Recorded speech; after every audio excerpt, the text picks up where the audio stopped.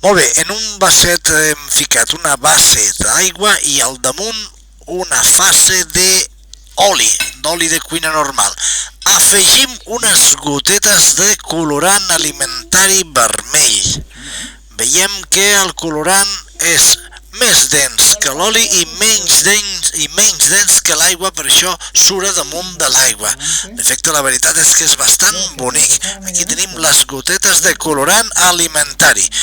Molt bé, a sota hi ha aigua, recordem, i a dalt hi ha oli.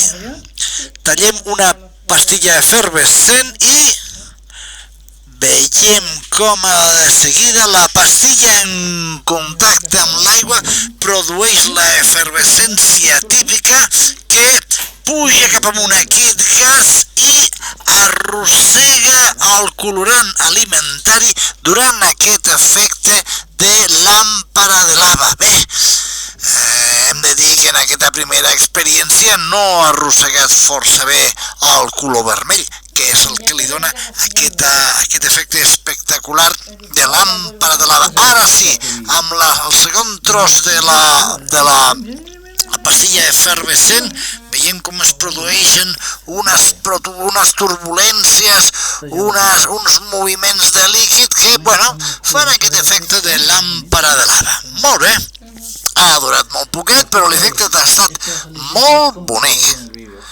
Mirem com bombolleixa les restes de la pastilla. Molt bé, anem a fer-ho a més gran escala. Agafem una copa de vi, a baix posem una mica d'aigua i al damunt aboquem una bona quantitat d'oli de cuina. Agafeu un oli que sigui barat. Tot i que després al final del vídeo ensenyarem com aprofitar aquest oli per fer sabó. Aquí no llancem res. Aboquem l'oli damunt de l'aigua. Efectivament, l'oli és menys dens que l'aigua i, per tant, es queda al damunt de la fase aquosa que es diu, és a dir, de l'aigua que veiem a sota incolora.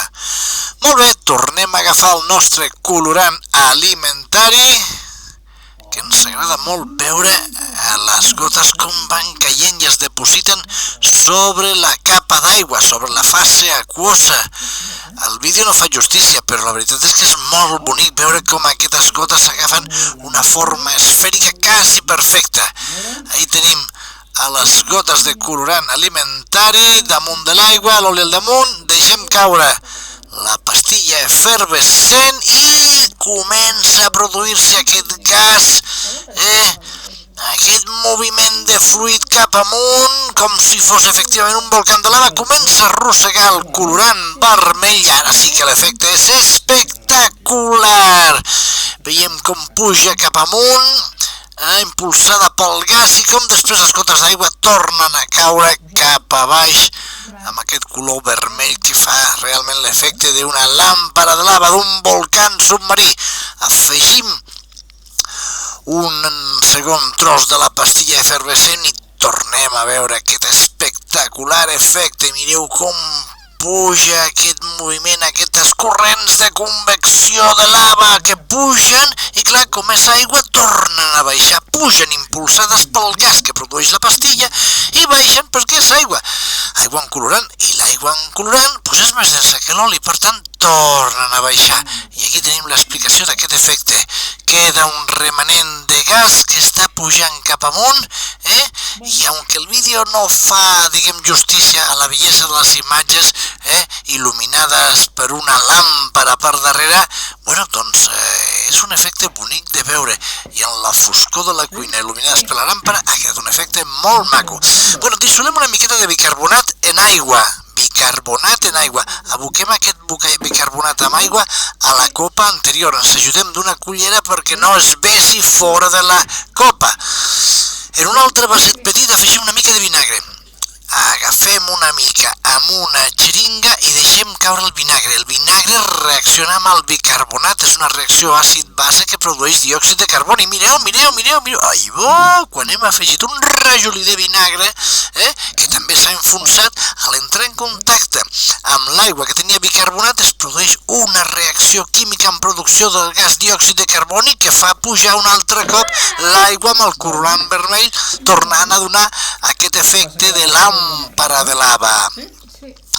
S'observa el bombolleig del diòxid de carboni. Ara submergim una miqueta la xeringa, provem a veure què passa si llancem una miqueta un rajolí de vinagre des de més a prop de la fase d'aigua, la fase aquosa, que és la de baix, la que és de color vermell, i efectivament, quan el vinagre entra en contacte amb la dissolució d'aigua amb bicarbonat, es produeix aquest bombolleig que, no està mal, no és tan espectacular com el de la pastilla efervescents, però Déu-n'hi-do, que és molt bonic de veure, i a més, dura bastant en el temps, sí, se va allargant amb el temps aquest bombolleig, que és bonic de mirar, il·luminat per la pila, per la làmpara, i ens podem passar una bona estoneta mirant com aquest bombolleig puja i amb aquests colors grocs de l'oli a dalt i taronja vermell de l'aigua amb colorant,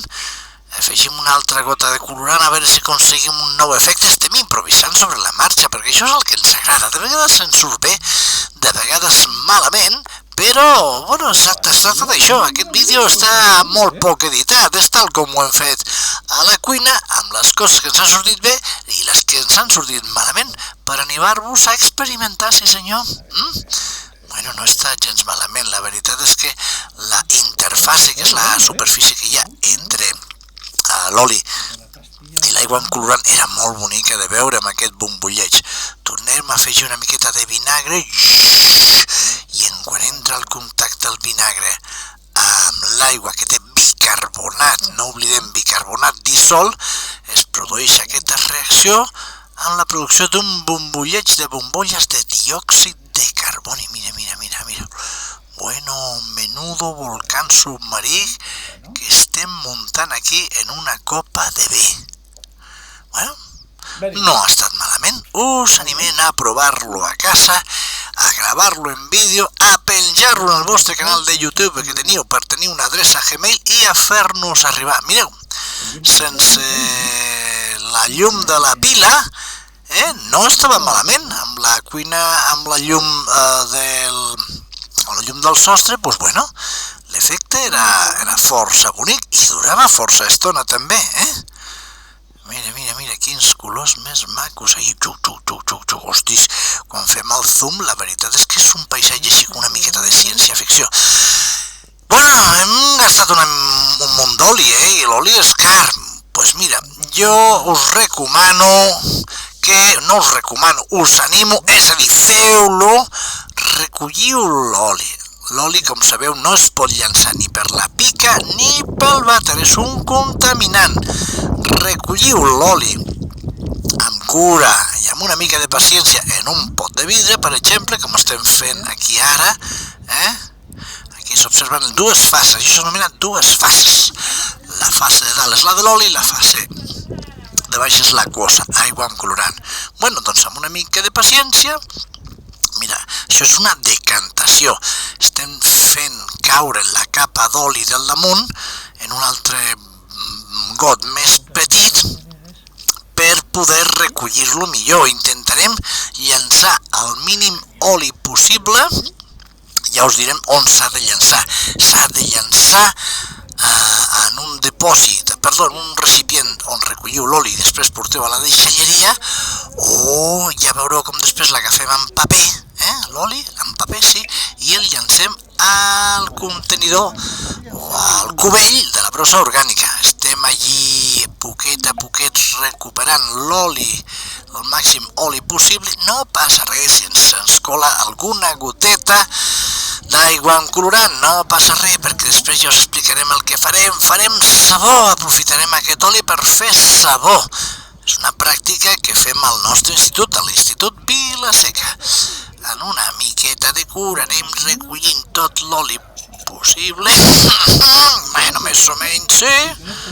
Bueno, hem recuperat bastant, Molt bé. Fixeu-vos que ha quedat molt poquet oli a la copa, I aquí també ha quedat poquet oli.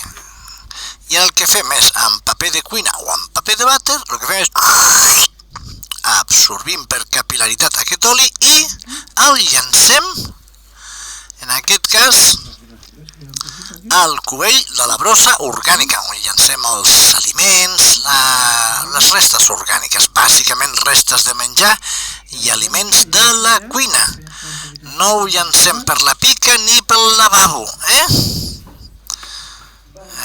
Això ho podeu fer també amb la paella, quan feu un fregit i queda una mica d'oli, ja sabeu, si queda molt, el deixeu en un recipient i el porteu a la deixalleria, i si queda molt poquet, doncs netegeu amb un drap de cuina i cap a l'orgànica. I el que queda aquí és aigua amb colorant vermell i bicarbonat, que no és cap contaminant, i ho podem llançar amb aigua per la pica. Mireu.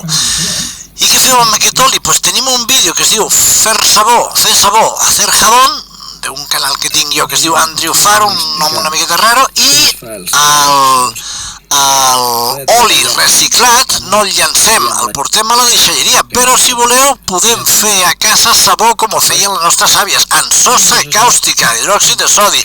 Bueno, és una mica perillós, perquè la sosa és corrosiva, té crema, però bueno, amb sosa i oli fem sabó a través d'una reacció que es diu saponificació, un sabó que després, renta molt bé, és un sabó de molt bona qualitat, mireu quina pastilla més maca, i aquí ens estem rentant les mans.